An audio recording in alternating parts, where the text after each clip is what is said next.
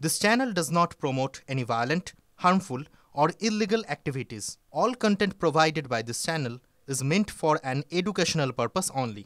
Cancer Healer Center, a new beginning.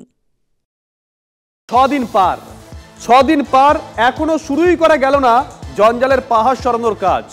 Belgachia dumping ground নিয়ে ফের উচ্চ পর্যায়ের বৈঠক। পুরমন্ত্রী ফিরহাদ হাকিমের সঙ্গে বৈঠকে হাজির হাওড়া পুরসভার কমিশনার, পুর প্রশাসক, হাওড়ার পুলিশ কমিশনার। এই বৈঠকেই জঞ্জালের পাহাড় সরানোর প্রক্রিয়া নিয়ে চূড়ান্ত সিদ্ধান্ত নেওয়া হবে। ইতিমধ্যে এলাকার ক্ষতিগ্রস্ত বাড়িগুলো নিয়ে সার্ভে শুরু করা হয়েছে।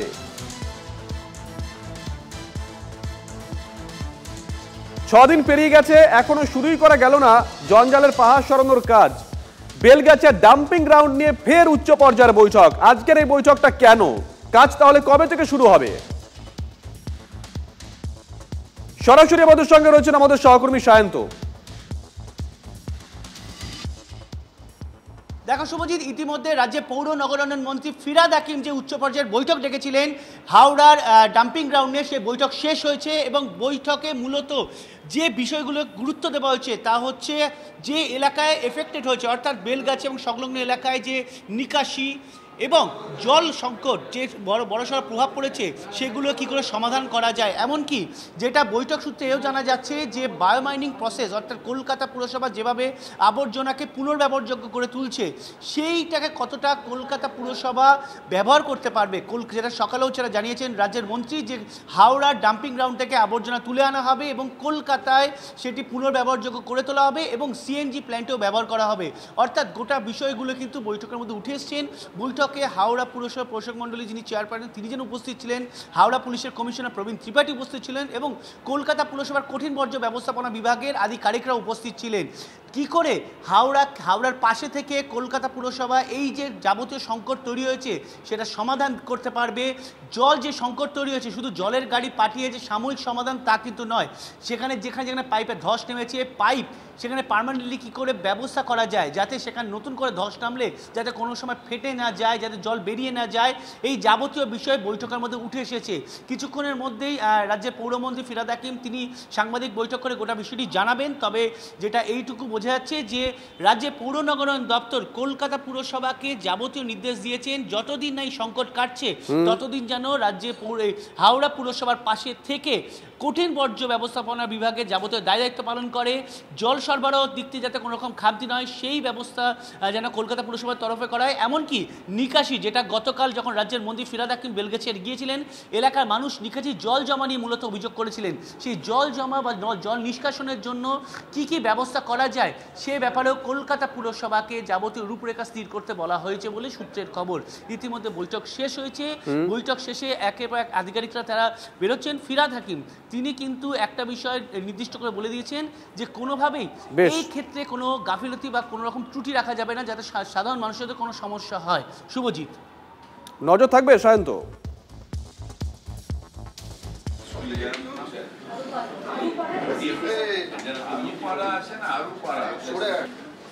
মানুষ যদি মিক্স ভেজ দেয়, আমার কেন আমার পিতৃদেবেরও ক্ষমতা নেই স্বর্গের থেকে আসার পরে যে কিছু করার। যদি সেগ্রিগেটেড ওয়েস্ট প্রত্যেক বাড়ির থেকে দেয় যে হ্যাঁ আমরা ওয়েট ওয়েস্টটা আলাদা দেবো আর ড্রাই ওয়েস্টটা আলাদা দেবো, তাহলে ড্রাই ওয়েস্টটা প্রসেস করে ফার্টিলাইজার কিংবা সিএনজি গ্যাস করা যেতে পারে, আমরা প্রকৃত পরিকল্পনা নিয়েছি। আর ওয়েট ওয়েস্ট ড্রাই ওয়েস্টটা আমরা R&D করে সেগুলোকে পাওয়ার প্লান্ট বা সিমেন্ট প্লান্টে পাঠাবো, এই পরিকল্পনা চলছে। এদিকে হাওড়ার বেলগাছিয়া ধসে ক্ষতিগ্রস্তদের সঙ্গে পুলিশের বৈঠক নিষ্ফলা। এলাকা ছাড়তে নারাজ ধসে ক্ষতিগ্রস্তদের অধিকাংশই। ভিটে মাটি ফিরে পাবো আশ্বাস দিতে পারেনি প্রশাসন। প্রশাসনের সঙ্গে বৈঠক শেষে এমনটাই দাবি করেছেন ক্ষতিগ্রস্তদের একাংশ। বৈঠকে প্রশাসনিক কর্তাদের সঙ্গে ক্ষতিগ্রস্তদের রীতিমতন বাদানুবাদ হয়।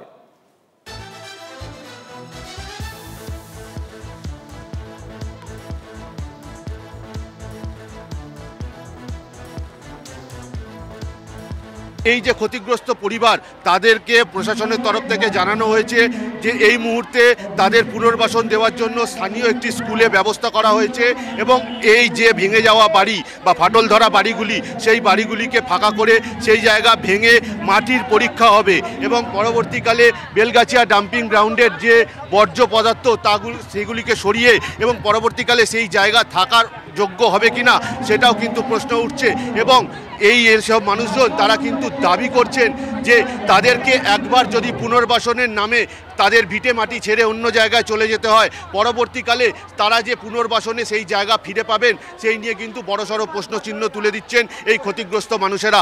তারা আশঙ্কা প্রকাশ করছেন যে টিকিয়াপাড়াতেও বিগত দিনে এরকম একটা চিত্র দেখা গেছিল, পরবর্তীকালে তারা পুনর্বাসন পাননি। এক্ষেত্রেও যদি এই রকম ঘটনা ঘটে তবে এই শতাধিক পরিবার তারা পথে বসবেন, মাথার ওপর ছাদ হারাবেন ভিটে মাটি। অথই জলে বেলগাছিয়া ডাম্পিং গ্রাউন্ডের একাধিক পরিবার। প্রশাসনিক যে বৈঠক সে বৈঠকের নির্যাসেও কিন্তু সমাধান সূত্র এখনো পর্যন্ত পাওয়া গেল না। হাওড়া থেকে ক্যামেরায় বিনোদ সিংয়ের সঙ্গে সুব্রত বন্দ্যোপাধ্যায়, TV9 বাংলা। আপনাদেরকে বাইরে রাখার ব্যবস্থা করেছি, কিন্তু এটা মিডিয়াওয়ালাদের সামনে বলে না, আমরা এই কথা বিশ্বাস করি না। কি সাবুতি আছে যে আমাদের বাড়ি বানিয়ে দেবে? যদি আমাদেরকে সরিয়ে দিয়ে ওরা ভেঙে দেয়, ওখানে স্কুল থেকে সরিয়ে দিলে আমরা কোথায় যাব? আমরা যাব না, কেউ না খুশি নেই। মিটিংয়ে এই বলা গেছে যে যত ঘরবাড়ি ভেঙেছে সেইগুলো কিছুদিন বাইরে রেখে ওনারা বলছে ভালো করে টেস্ট করবে, তারপরে গিয়ে বানিয়ে ওদেরকে ঘর দেওয়া হবে। আমরা তো সেইটাই চাইছি, কিন্তু ভয়ও তো লাগছে। ভয় লাগছে যদি এখন দূরে সরিয়ে দেয়, যদি না দেয় মনেটা একটু চিন্তা থাকবে, সেই জন্য আমাদের একটু ভয় আছে। স্যারকে বলেছেন যে বানিয়ে দেবো, আমি বানিয়ে দেব, আপনারা আপনাদের ভরসা করুন। গ্যারান্টি কি আছে কি আমাদেরকে বানিয়ে দেবে? আমাদেরকে বলতে থাকতে, এইদিকে বলবে তোরা চলে যা, আমরা কোথাও গ্যারান্টি আছে কি আমরা যাবো তো আমাদেরকে ঘর বানিয়ে দেবে? হ্যাঁ হ্যাঁ দেবে কি দেবে না, আমি চলে যাব বাল বাচ্চা নিয়ে, বাদ বাকি ফের ঢুকতে দেবে না তো আমি কি করে থাকবো? আমরা ভয় পাচ্ছি, যদি বাই চান্স আমাদেরকে এইসব মিথ্যে কথা বলে যদি এইভাবে রাখা হয়, পরে যদি ঘর বাড়ি না পাই তাহলে আমরা সব বেসাহারা হয়ে যাবো, বেঘর হয়ে যাবো। আলোচনা বলতে এখানে যারা ক্ষতিগ্রস্ত পরিবার আছে তাদের সাথে আমরা এখানে মানে প্রশাসনের তরফ থেকে যা ভাবছি, আমাদের এখানে সিভিল সাইড থেকে এডিএম এলআর ছিলেন, এসডিও সদর ছিলেন, যে ডিএমডিসিরা সব তত্ত্বাবধানে আছে তারা ছিলেন, আর পুলিশের তরফ থেকে আমরা ছিলাম। এটা কিছু নয়, মানে বেসিক্যালি যাতে প্রশাসন আর যারা এখানে আছেন তাদের মধ্যে কোনো রকম কমিউনিকেশন গ্যাপ না থাকে, প্রশাসনের তরফ থেকে যা যা ভাবা হচ্ছে, যা যা করা হচ্ছে সেগুলো যাতে এনাদের মধ্যে ভালো করে পাস অন করা যায় সেই জন্য। সুপ্রিম কোর্টে ফের পিছলো ডিও মামলা শুনানি। সুপ্রিম কোর্টে ফের পিছলো ডিএ মামলা শুনানি। বড় খবর, 22 এপ্রিল সুপ্রিম কোর্টের ডিএ মামলার পরবর্তী শুনানি। সুপ্রিম কোর্টে ফের পিছিয়ে গেল ডিএ মামলার শুনানি। 22 এপ্রিল সুপ্রিম কোর্টে ডিএ মামলার পরবর্তী শুনানি। জ্যোতির্ময় টেলিফোনে আমাদের সঙ্গে রয়েছেন আমাদের সহকর্মী জ্যোতির্ময়। দেখো, আজও ডিএ মামলার শুনানি হয়নি, একেবারে এন্ড অফ দ্য বোর্ড এই মামলা ছিল।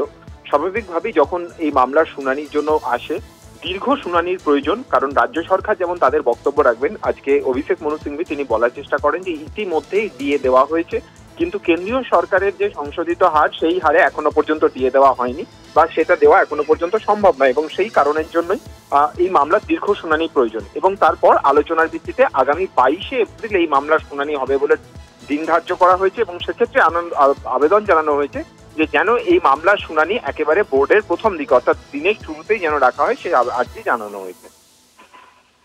ধন্যবাদ জ্যোতির্ময়।